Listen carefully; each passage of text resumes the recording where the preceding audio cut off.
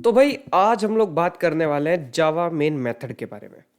And ये line आपने हमेशा जब भी आप जावा का प्रोग्राम लिख रहे होंगे, आपने ये लाइन 100 आउट ऑफ 100 टाइम्स लिखी होगी। ठीक है, अगर आपने एक अच्छा जावा प्रोग्राम लिखा है तो। और मेन मेथड आपने कॉल जरूर करा होगा। और अगर हम बात करें सी प्लस प्लस और सी लैंग्वेज की या फिर किसी अदर लैंग्वेज की जिसमें मेन मेथड होता है, वहां पे मेन मेथड को लिखने का अलग तरीका होता है। एंड जावा में मेन मेथड को लिखने का तरीका होता है public static void main string args. अच्छा, अगर हम बात करें, अगर आप आए हैं सी प्लस प्लस या सी पढ़ के, तो आपने कुछ ऐसा लिखा देखा होगा मेन मेथड के पहले, वॉइड मेन या फिर हद से हद इंट मेन। ठीक है, एंड इसका मतलब आपको पता होता था कि यार ये वॉइड का मतलब है कि किस टाइप का डेटा रिटर्न करने वाला है। वॉइड मेन का मतलब है यानी वॉइड डेटा टाइप रिटर्न करेगा, यानी कुछ रिटर्न नहीं करेगा। एंड अगर वो इंट टाइप का है तो कोई इंटीजर वैल्यू रिटर्न करेगा। और आप कोड के एंड में रिटर्न जीरो लिख के छोड़ देते थे, सो दैट आप उसको दिखा देते थे कि भाई जीरो रिटर्न कर दिया, इसका मतलब ये है कि हमारा प्रोग्राम अच्छे से यहाँ पे जो है वो एग्जीक्यूट हो गया। अब यहाँ पे जावा में तो अलग ही स्टोरी है। एंड जो बच्चे या फिर जो स्टूडेंट्स जावा के अंदर मूव करते हैं सी या सी प्लस प्लस से, उनको ये देख के तो भाई चक्कर आने लगता है कि यार वहां पे मैं 2 वर्ड्स में सब कुछ खत्म कर दे रहा था वॉइड मेन, एंड यहाँ पे तो भाई public static void main string args, ये इतना लंबा मेन मेथड मैं कैसे डिक्लेयर करूंगा। एंड सबसे बड़ी दिक्कत होती है इसको समझने में कि यार इसका मतलब क्या है बेसिकली, और ये सब यहाँ पे क्यों लिखा गया है। तो ये सारी चीजें इस वीडियो के अंदर कवर, तो ये सारी चीजें आपके जितने भी डाउट्स हैं इस वीडियो के अंदर क्लियर हो जाएंगे। एंड इसके बाद you will never think about main method. आपको इसके बारे में सोचने की भी जरूरत नहीं पड़ेगी कि यार ये क्यों लिखा है। ठीक है, तो सबसे पहले वर्ड से शुरू करते हैं और चीजों को ब्रेक डाउन करना शुरू करते हैं। अच्छा, पब्लिक। पब्लिक का मतलब क्या है? Anything which is accessible to anyone. भाई कोई पब्लिक प्लेस है, इसका मतलब यह है कि वहां पे कोई भी आ जा सकता है। कोई पब्लिक ट्रांसपोर्ट है, इसका मतलब यह है कि उसे कोई भी यूज कर सकता है, वो नॉर्मल पब्लिक के लिए है। तो anything which is accessible to anyone वो पब्लिक होगा। और सेम मतलब यहीं पे है। पब्लिक का मतलब यह है कि ये एक ऐसा मेथड है, देखो ये एक मेथड है, मेन मेथड है, तो बेसिकली एक ऐसा मेथड है जिसको हम कहीं से भी कोई भी बंदा एक्सेस कर सकता है। समझ आया? तो मेन मेथड देखो, जब जेडीके होता है वो मेन मेथड ढूंढ रहा होता है आपकी क्लास के बाद, जो आपकी पब्लिक क्लास होती है उसके अंदर मेन मेथड ढूंढ रहा होता है वो आपके कोड को कंपाइल करने के लिए।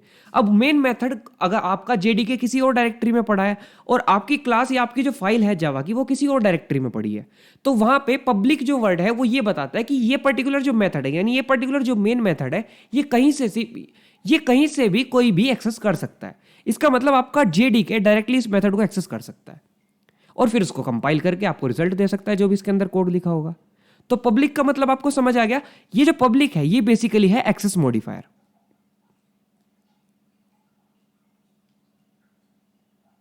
इसका मतलब है कि किन किन लोगों को आपके इस मेथड की एक्सेस है, आपने किन किन लोगों को इस मेथड की एक्सेस ग्रांट कर रखी है, वो ये आपका जो एक्सेस मॉडिफायर है वो बताएगा। यानी पब्लिक है इसका मतलब कोई भी इसको एक्सेस कर सकता है।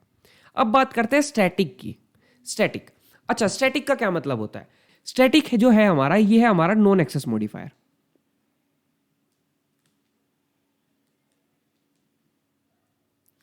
अच्छा, अभी तक हम लोगों ने, अगर आपने ऑब्जेक्ट ओरिएंटेड प्रोग्रामिंग पढ़ी है जावा के अंदर और नहीं भी पढ़ी है तो भी समझ लीजिए, आपको समझ आ जाएगा। देखो, हमारे पास एक होती है क्लास और एक होता है ऑब्जेक्ट। क्लास के पास अपने कुछ मेथड्स होते हैं, क्लास के पास अपने कुछ क्या होते हैं? मेथड्स, जिनको आप ऑब्जेक्ट के थ्रू एक्सेस कर सकते हो। ठीक है, अब जनरली क्या होता है कि जब आप किसी क्लास के मेथड्स को एक्सेस करना चाहते हो तो आपको उसको ऑब्जेक्ट बनाना पड़ता है। लेकिन क्या ये जो मेथड है, ये मेन भी तो एक मेथड है ना, तो ये जो मेथड है, क्या इसको एक्सेस करने के लिए आपको कोई ऑब्जेक्ट बनाना पड़ा? नहीं, आपने कोई ऑब्जेक्ट नहीं बनाया। तो इन दैट केस स्टैटिक वहां पे काम कर रहा है। स्टैटिक का काम क्या है कि स्टैटिक बिना किसी ऑब्जेक्ट को क्रिएट करे आपको मेथड को एक्सेस करने में हेल्प करता है। और स्टैटिक अगर आपने किसी मेथड से पहले लगा दिया तो वो डायरेक्ट क्लास का मेथड हो जाता है, ना कि किसी ऑब्जेक्ट का। इसका मतलब आप उसको डायरेक्टली क्लास का मेथड बोलोगे, ना कि किसी ऑब्जेक्ट का। एंड वो बिना किसी ऑब्जेक्ट के भी एक्सेस हो सकता है। तो पब्लिक और स्टैटिक का मतलब आपको समझ आया। पब्लिक का मतलब कहीं से भी एक्सेस हो सकता है, स्टैटिक का मतलब बिना ऑब्जेक्ट बनाए भी एक्सेस हो सकता है। समझ आया? वो आपका जो जेडीके होगा वो डायरेक्टली मेमोरी में लोड कर देगा, वो इसका कोई ऑब्जेक्ट नहीं बनाएगा। ठीक है, ये आपको समझ आया कि पब्लिक स्टैटिक का क्या मतलब है। अब आगे बात करते हैं वॉइड। वॉइड है इसका return type, return data type. ये देखो, जब आप सी प्लस प्लस और सी में मेन मेथड बनाते थे तो वहां पे भी तो वॉइड लिखते थे, वहां पे भी तो इंट लिखते थे। ये है इसका रिटर्न डेटा टाइप कि किस टाइप का डेटा ये मेथड आपका रिटर्न करने वाला है। देन फिर आता है आपका मेन, ये आपके मेथड का नाम है, ठीक है। मेन आपने इसलिए लिखा क्योंकि जेडीके मेन मेथड को ढूंढ रहा होता है और वो उसी मेथड को जो है कंपाइल करता है, मतलब कंपाइल तो और मेथड्स को भी करता है, लेकिन जेडीके मेनली जो होता है वो मेन मेथड को ढूंढ रहा होता है, ठीक है। ये उसका हुआ मेथड का नाम, मेथड नेम। अब पिक्चर फंसती है यहां पे कि भाई ये स्ट्रिंग आर्ग्स क्या है, ये स्ट्रिंग आर्ग्स जो है ये क्या है एंड ये किस बला का नाम है। अच्छा, अब थोड़ा सा इसमें डीप डाइव करते हैं। स्ट्रिंग आर्ग्स, अगर मैं इसको अलग से लिखूं, अलग से कहीं बाहर लिख लेते हैं, स्ट्रिंग आर्ग्स, ये कुछ आपको एरे जैसा नहीं लग रहा? मतलब अगर आपने एरेज पढ़े हैं जावा के अंदर तो आपने देखा होगा कि यार एरेज भी तो मैं ऐसे क्रिएट करता हूं, पहले डेटा टाइप लिखता हूं, फिर एरे का नाम लिखता हूं और फिर ये स्क्वायर ब्रेसेस लगा देता हूं। तो भाई ये एरे ही तो है। स्ट्रिंग आर्ग्स का मतलब क्या है, एक एरे पास कर रहे हैं हम इस मेथड के अंदर। बेसिकली ये जो मेथड है इसके अंदर हमने एक पैरामीटर पास करा, मेथड के अंदर क्या पास किया, पैरामीटर। और वो पैरामीटर क्या है, वो एक एरे है जो स्ट्रिंग टाइप के ऑब्जेक्ट का कलेक्शन है, ठीक है। अब ये स्ट्रिंग टाइप के ऑब्जेक्ट ही क्या कर रहे हैं, बेसिकली ये क्या हुआ, स्ट्रिंग आर्ग्स, ये क्या हुआ, एक एरे। ये आर्ग्स हुआ एरे का नेम। ये आप कुछ भी कर सकते हो, ठीक है। आप स्ट्रिंग एबीसी भी लिख सकते हो, ठीक है, इससे फर्क नहीं पड़ता। और एरे का डिक्लेरेशन आप ऐसे भी करते हो, स्ट्रिंग, ये ब्रेसेस यहां पे लगा देते हो, आर्ग्स कर देते हो। तो ये ब्रेसेस अगर आप यहां पे भी लगा दोगे तो भी चलेगा। बेसिकली आपका मेन काम है ये एरे आप पास कर रहे हो इस पर्टिकुलर फंक्शन के अंदर एज अ पैरामीटर, ठीक है। तो ये फंक्शन जो लेगा वो एक एरे लेगा। अच्छा, ये एरे क्यों ले रहे हैं और इसका जो डेटा टाइप है वो स्ट्रिंग ही क्यों है, ये भी तो डिबेट का टॉपिक है कि यार मैंने एरे क्यों पास करी और ये जो एरे है इसका डेटा टाइप स्ट्रिंग ही क्यों है। अच्छा, इस पे बात कर लेते हैं। देखो, स्ट्रिंग बेसिकली क्यों है और एरे क्यों पास कर रहे हैं वो देखते हैं। स्ट्रिंग जो है बेसिकली एक ऐसा डेटा टाइप है जिसको हम इजीली किसी दूसरे डेटा टाइप में कन्वर्ट कर सकते हैं।